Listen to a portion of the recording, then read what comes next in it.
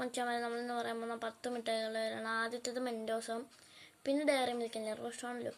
പിന്നെ ഉള്ളത് നമ്മളെ ബൂമർ, പുളിമിഠായി,